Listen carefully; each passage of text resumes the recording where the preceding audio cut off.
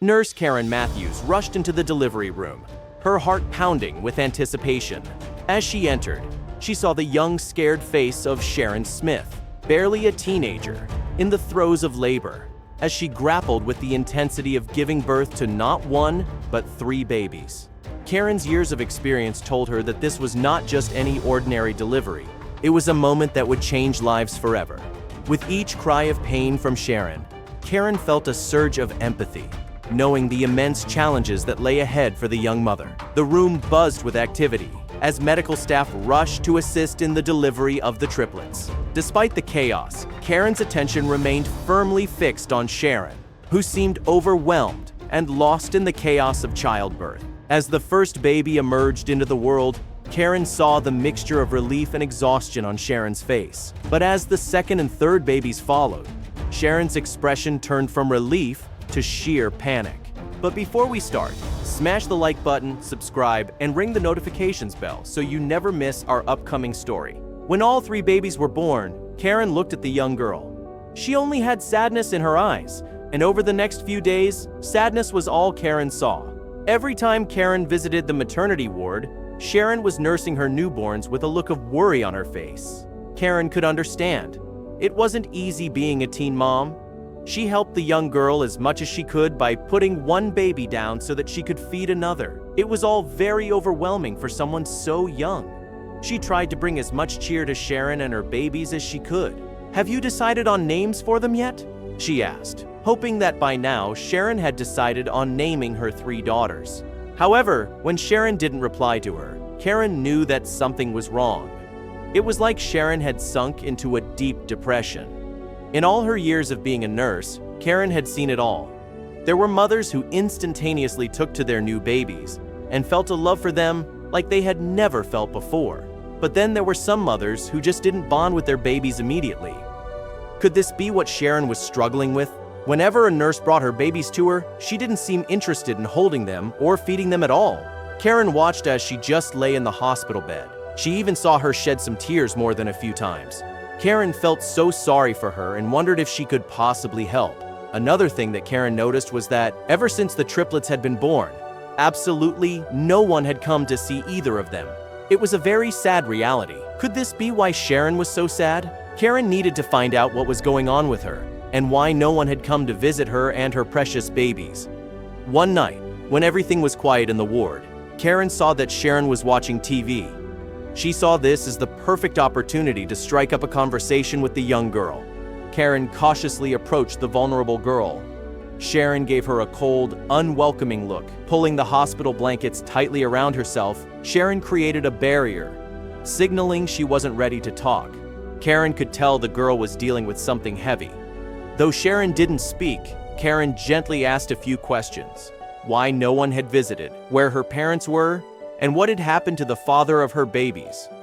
A single tear slipped down Sharon's cheek, confirming Karen's suspicions that there was more to her story. Karen handed her a tissue, and they sat together in silence. The silence continued the next evening. Sharon remained shut off, still trapped in her emotional shell. Karen felt the frustration of getting nowhere, but decided to keep showing up. Every day she checked on Sharon and her newborn triplets, quietly offering her presence and support. Then, unexpectedly, Sharon gave Karen a small smile. It was the first real sign that maybe, just maybe, Sharon was beginning to trust her. Karen had hoped that the worst of the trauma of childbirth had begun to wear off. But in that moment, she watched as Sharon's demeanor changed. The slight smile vanished from the young girl's face. The girl's face twisted into an emotion Karen had never seen before. At first, Sharon didn't say a word, but Karen could see the tears welling up behind her eyes. Something was terribly wrong. The girl was hiding something. But then, the girl said something truly heartbreaking. "You should go," but Karen couldn't do that. If she walked out of that room, she would feel like she was giving up on her. But when Karen refused to leave her hospital room, Sharon said the unthinkable. She accused Karen of pretending to care just to make herself feel better. The words stung, but Karen remained calm, trying to explain that her intentions were genuine. Her voice rose, eyes filled with tears as she demanded that Karen leave. It was clear the girl was carrying a burden far heavier than just the responsibilities of motherhood. Karen returned the next day, gently trying to offer support again. But Sharon's bitter laughter and sharp response made it clear there was more to her pain than anyone realized. As Karen turned to leave, something strange in the corner of the room caught her attention. And in that moment, Karen realized the situation was even more complicated. Karen quietly arose from her seat and walked toward the door. When she looked back at Sharon, she was still staring at the wall with tears in her eyes. As Karen stepped into the hallway, she couldn't help but feel like the young girl was hiding something sinister. She began walking down the hall, desperate for a cup of water to parch her thirst. Soon, she would have to bring Sharon her dinner, but she wasn't ready for what she would find. The last few days at the hospital had been tough for Karen. Every day, she watched happy mothers and fathers leave with their newborn babies. But then, she would return to Sharon's room, where she would refuse to interact with the children. Sharon was struggling to recover from the difficult birth. Karen sipped on her glass of water as her mind began to wander. Who was Sharon really? And why was she so afraid to tell her the truth? Before she knew it, dinner time rolled around. With a large food cart in hand, Karen slowly walked from room to room, serving patients their dinner. She was halfway done with her chore when she turned down Sharon's hall. But there, at the end of the hall, she spotted something rather suspicious. The young man was standing outside of Sharon's room, staring in before nervously pacing back and forth. Who on earth was he? Karen had a gut feeling that something just wasn't right. Sharon hadn't had a visit since she arrived. Who could this strange man be? The man wore a hoodie over his head, clearly trying to keep his face hidden. Karen asked a fellow nurse to take over briefly and made her way toward the strange man lingering outside Sharon's room. He stood motionless, staring in, his behavior unsettling. As soon as he noticed her approaching, he turned and began to walk away. Sensing something was off, Karen gave chase. The man broke into a run, and despite her efforts to catch up, he slipped out of sight into the night. Confused and uneasy, Karen stood still, her mind racing. Who was this man? And why had he been watching Sharon so intently? The encounter left her deeply unsettled.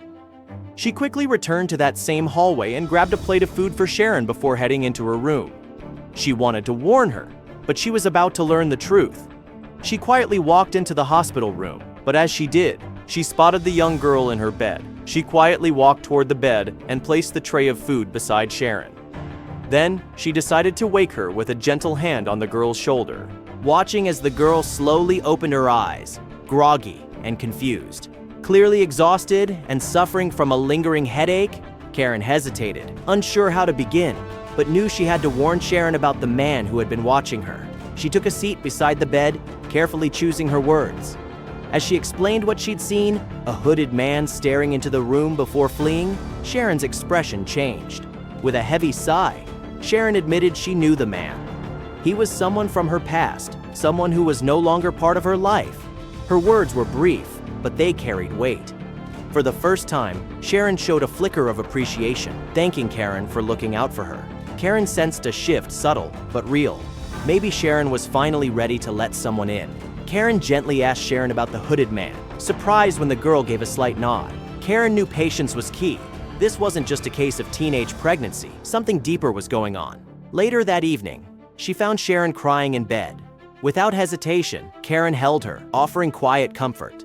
Sharon finally broke, admitting she felt unfit to be a mother and completely alone.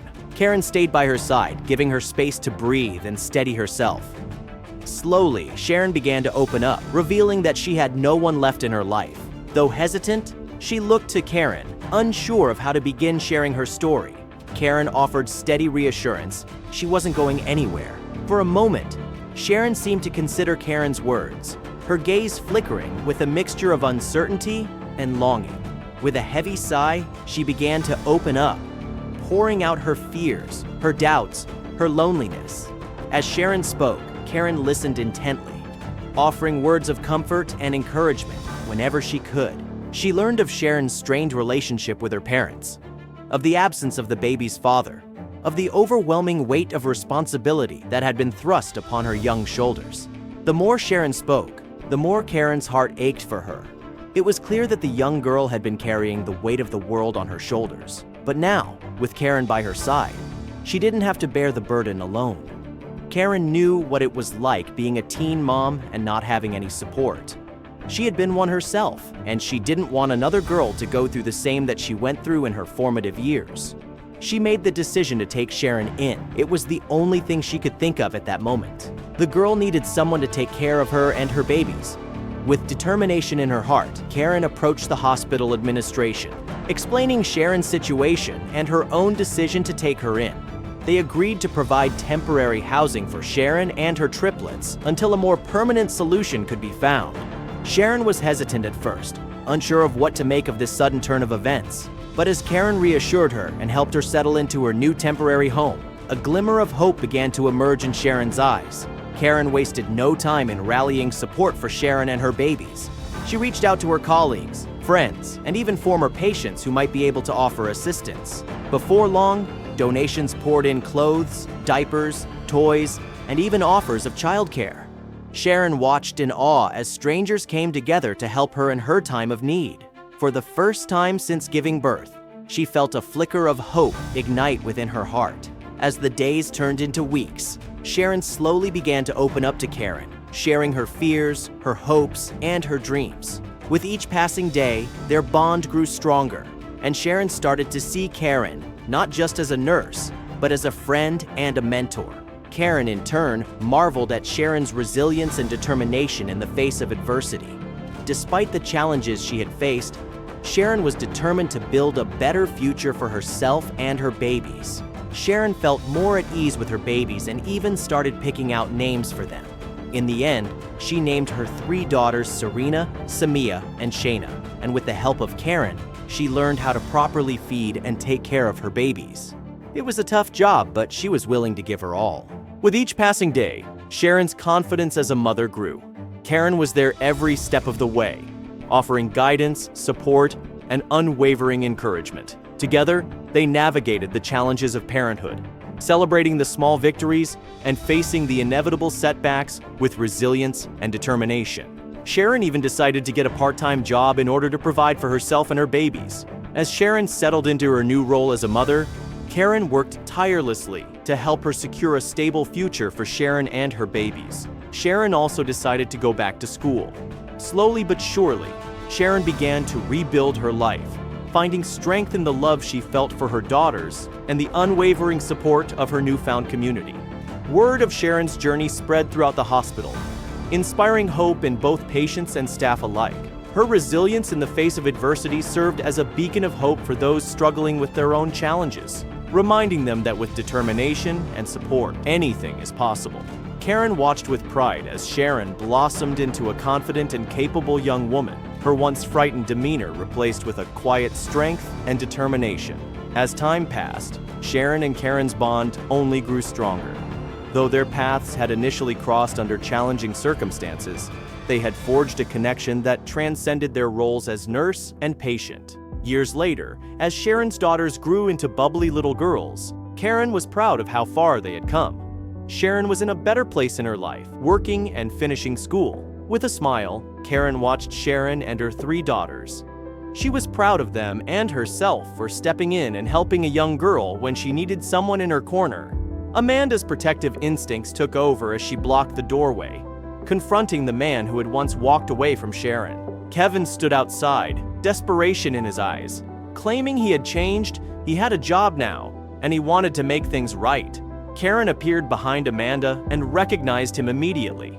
The sight of Kevin stirred a wave of anger. She made it clear he wasn't welcome, and Sharon didn't want to see him. The tension had woken Sharon, who slowly came down the stairs, her heart heavy with dread. She hadn't expected to ever face Kevin again. Dressed in her nightgown, she moved cautiously toward the door. Seeing him again took her breath away. For a brief second, he looked like the boy she had once cared for. He pleaded for forgiveness, saying he wanted to be part of their lives and rebuild what he had broken. Sharon hesitated, momentarily vulnerable. But the pain of the past year came rushing back. She had endured too much to let him back in easily. Amanda remained firm, her presence fierce and unyielding. Kevin stood his ground, repeating that he had changed and wanted to be a father. But Amanda wasn't convinced, nor was Karen. Sharon, standing at the edge of a decision, was left to decide whether the boy from her past deserved a place in her future. Kevin looked up at Sharon, his apology filled with regret, but she was torn. Memories of their past love clashed with the pain of his abandonment. Despite Amanda's protective anger, Sharon asked for a moment to hear him out. Kevin spoke of fear, regret, and his desire to be part of their lives. But the trust had been broken, and Sharon's heart ached with doubt. But Sharon softly insisted on thinking things through, asking Kevin to come back in the morning. Kevin, relieved but uncertain, promised to return. As he left, Sharon's heart pounded with confusion and a growing sense of unease. Could she believe him again after everything he had put her through? When the door closed behind him, Sharon felt the weight of the decision ahead, one that would shape her future and that of her children. Karen placed a comforting hand on her shoulder, reminding her that she didn't have to decide immediately. Together, they would figure out what was best. Sharon nodded, tears welling in her eyes. She had come so far, yet now she felt caught between hope and fear. As the night wore on, she sat by the window, watching the shadows grow longer as the sky darkened. Her mind spun with memories of Kevin and the request for a second chance. But Sharon wasn't the same girl she once was. She had changed, grown stronger, more resilient. With her mother, her daughters, and Karen by her side, she knew she wouldn't face this alone. This decision wasn't about Kevin. It was about her and her children. The next morning, Sharon would face Kevin on her terms, no longer trapped in the past. She was ready to take control of her future, no longer defined by the choices of others. And whatever happened next would be on her terms. The past was behind her, but the future was still unwritten. And this time, Sharon was ready to take control of her story. Thank you so much for watching. If you enjoyed the video, please don't forget to leave a like, subscribe, and ring the notifications bell so you never miss amazing tales like this one.